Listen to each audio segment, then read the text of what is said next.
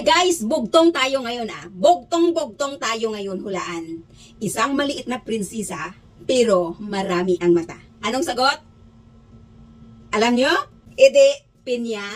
Hi, good afternoon everyone. Ngayon is magbabalat ako ng pinya. Tingnan nyo, native na pinya galing sa China. Binili ng amo ko kahapon. Ayan, native na pinya.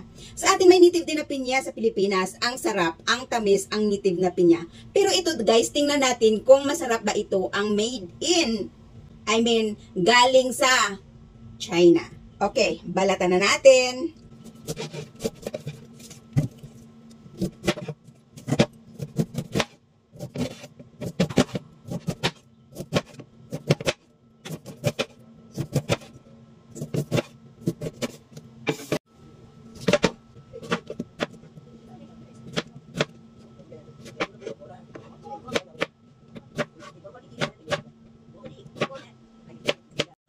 Sayang oh.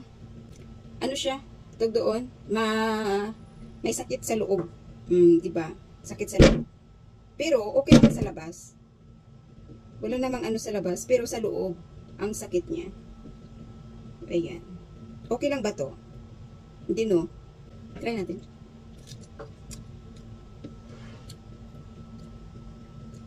Mas the best ang Pilipino.